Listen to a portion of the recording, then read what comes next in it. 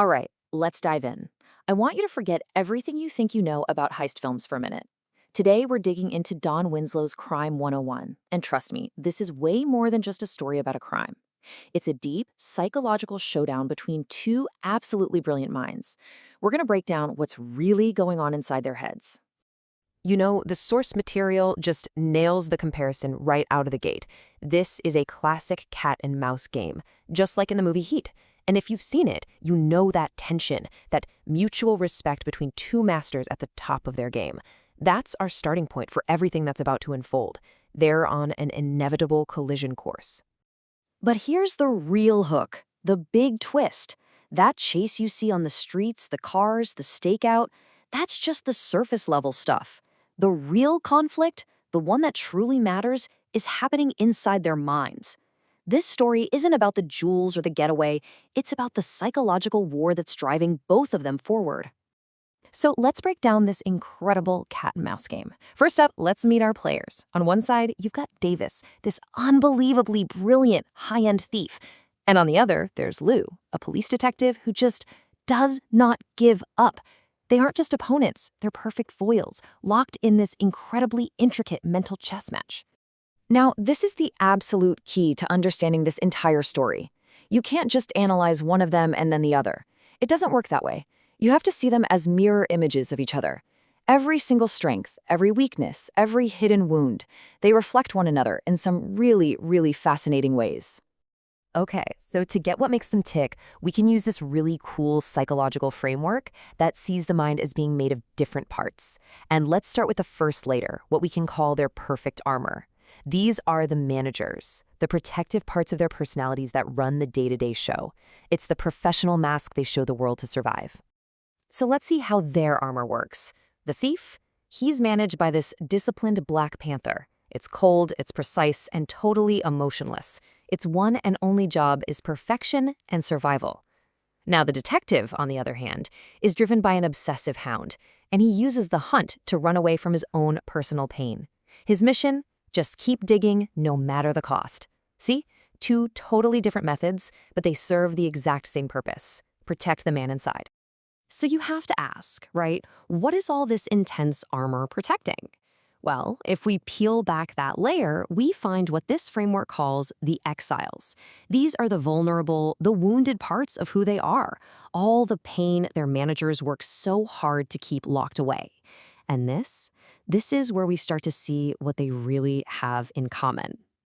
And this slide just shows their parallel pain perfectly. For the thief, his exile is a lonely wolf. It's exhausted from a life on the run, can't trust anyone, and just desperately wants the chase to end. For the detective, it's a wounded bear, a part of him that feels totally obsolete and carries this heavy, heavy weight of personal failure.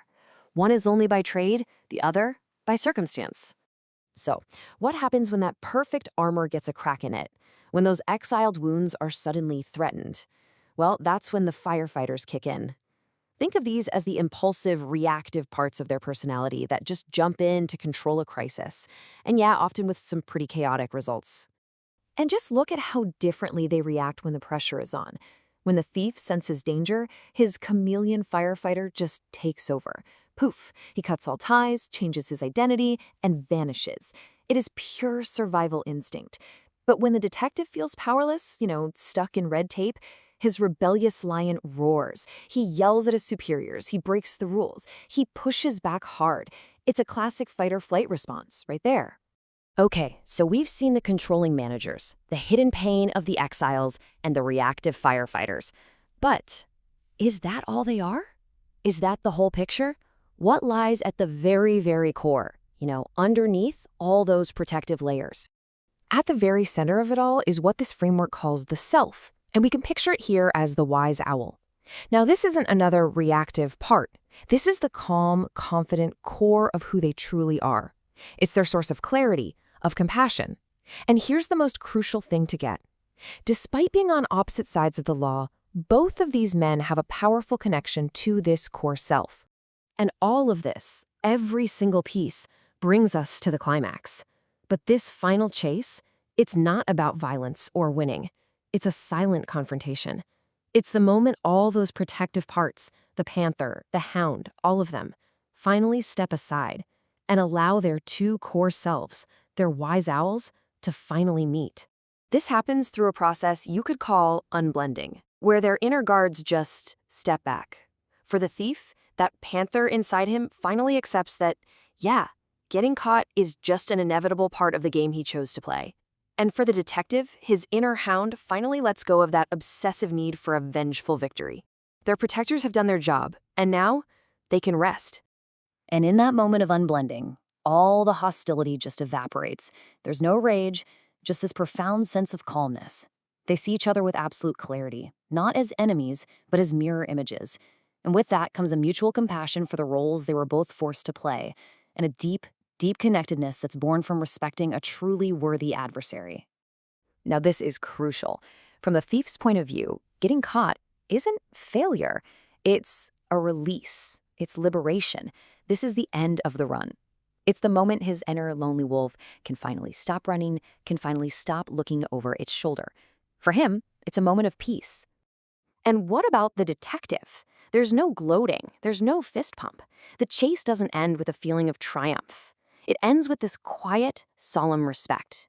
In that one moment, he sees the man, not just the criminal, and he honors the incredible skill of his opponent. This quote really just gets to the philosophical heart of the whole thing, doesn't it? They were two men playing the roles society gave them, cop and robber. And in that final, silent moment, their core selves simply recognized that each of them had played his part with absolute integrity, doing the very best he possibly could. And that just leaves us with this huge question to think about. What truly defines us? Is it the roles we play every single day, our jobs, our labels?